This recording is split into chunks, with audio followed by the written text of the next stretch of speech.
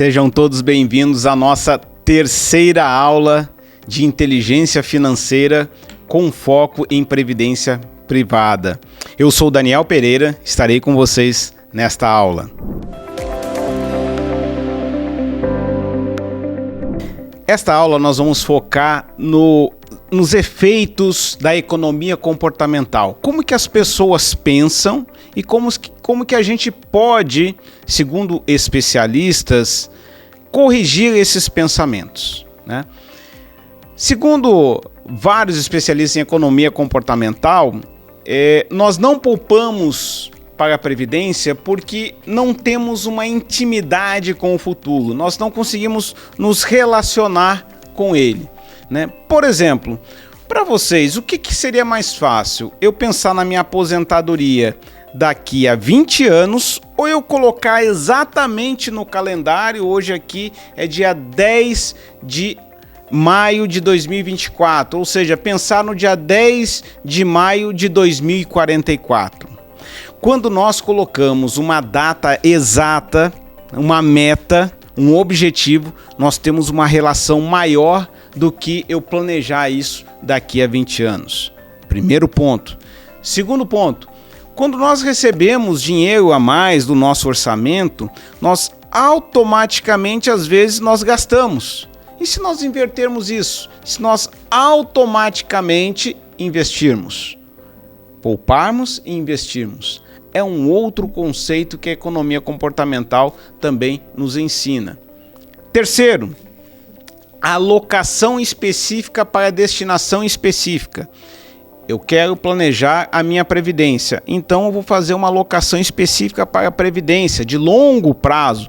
Eu quero planejar uma viagem para Capri, na Itália, né? E essa viagem vai acontecer daqui a 2 anos, então eu vou destinar um recurso poupando, investindo, focando num recurso em que eu vou sacar daqui a 2 anos, né? Então, 3 pontos muito importantes.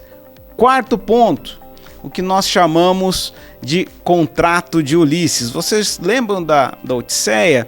Muito interessante isso da mitologia grega. Ulisses era um cara que ficava muito intimidado quando as sereias passavam. Então as sereias passavam, cantavam e ele corria atrás das sereias. O que ele fez? Por favor, pessoal, me amarrem no mastro, tampem meus olhos, tampem meus ouvidos, porque quando a sereia passar, eu não quero seguir, eu quero seguir elas, eu quero ficar aqui com vocês.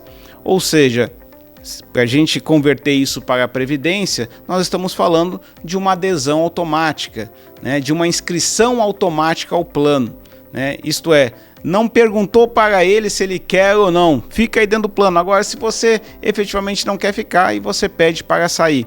O mundo todo fez este movimento e o Brasil também, como eu falei na aula anterior, fez este movimento em 2024.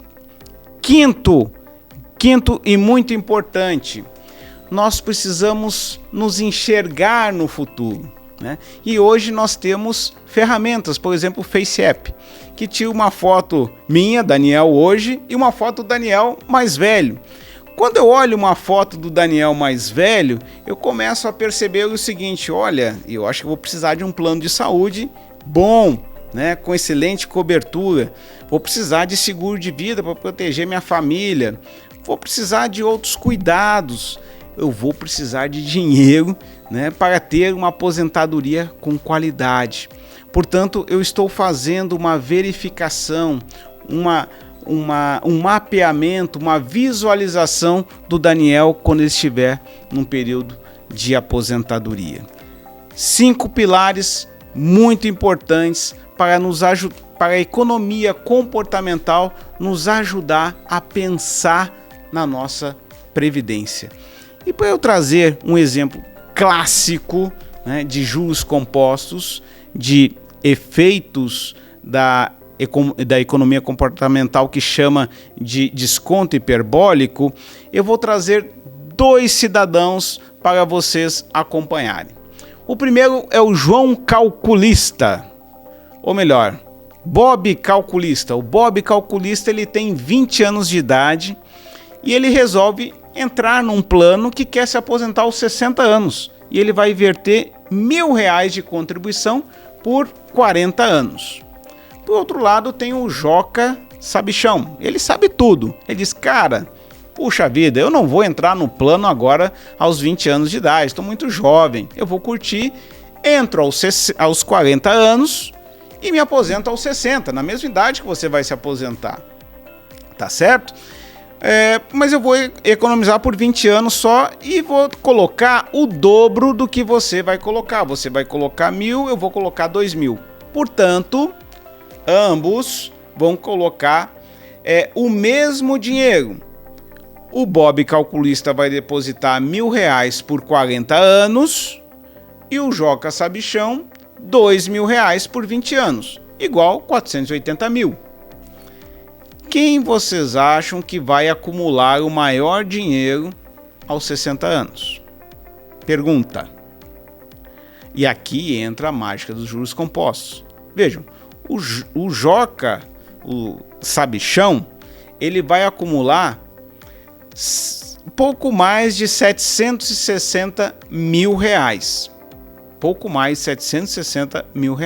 Por outro lado, o Bob calculista, ele vai acumular mais de R$1.300.000. Por quê? Pelo efeito dos juros compostos, que ficou 40 anos rentabilizando os juros sobre os juros, contra o Joca Sabichão, que ficou por 20 anos, um prazo de 20 anos menor, né?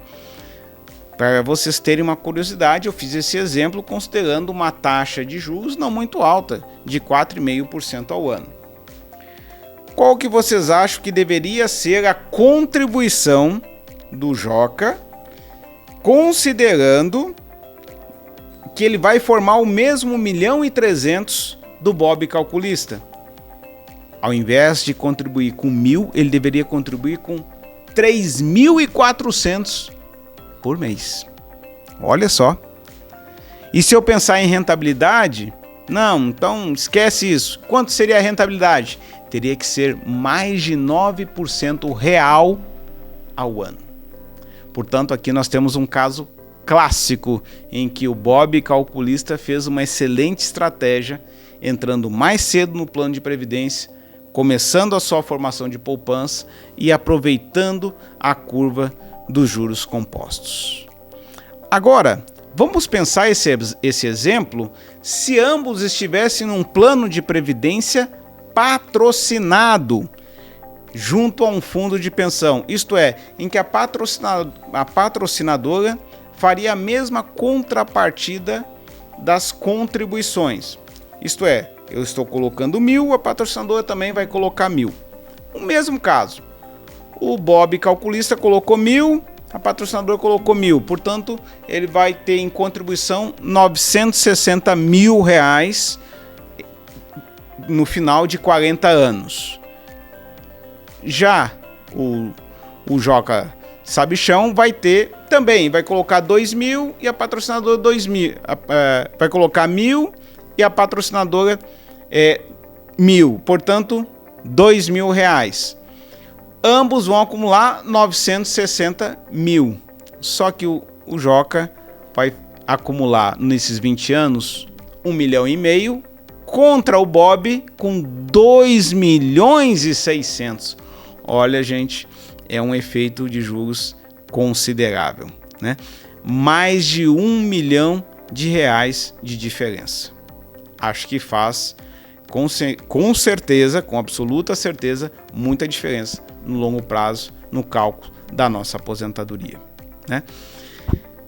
É muito importante que a gente faça esses conceitos também dentro da nossa casa, né? E eu, como um educador financeiro e previdenciário, também faço o meu teste com a minha filha, que tem 15 anos de idade. E é interessante, eu fiz esse teste com ela para verificar qual a capacidade que ela tem de pensar no longo prazo. Eu fiz a seguinte oferta: filha, o que você prefere? Receber por 30 anos R$300 por mês, papai vai te dar R$300 por mês, ou que eu coloque R$ 300 por mês em um plano de previdência, né? Ela não chegou a fazer as contas, mas ela fez um raciocínio, né? Ela pegou a ciência humana ao invés da ciência exata. Primeiro deles, ela disse o seguinte: olha, papai, eu vou preferir o segundo, que você deposite num plano de previdência vinculado a um fundo de pensão. Eu digo, mas por que, filha? Passo 1, para evitar o consumo, né? Então, se eu tiver o dinheiro, de repente eu vou gastar, né? Então, ela já fez esse princípio. Segundo, eu confio na instituição, né?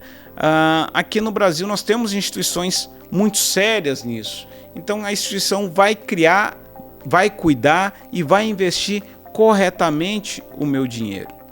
E terceiro e último e mais importante, eu terei mais dinheiro acumulado no final de 30 anos. Portanto, esse raciocínio ele foi correto sob o ponto de vista, e olha que ela nem fez conta, ela entrou mais num sentido hermenêutico, mais num sentido humano das duas opções que eu a ofereci. Muito bem, pessoal, na próxima aula nós falaremos um pouquinho mais de planejamento financeiro e planejamento previdenciário e por que é importante investir em previdência privada.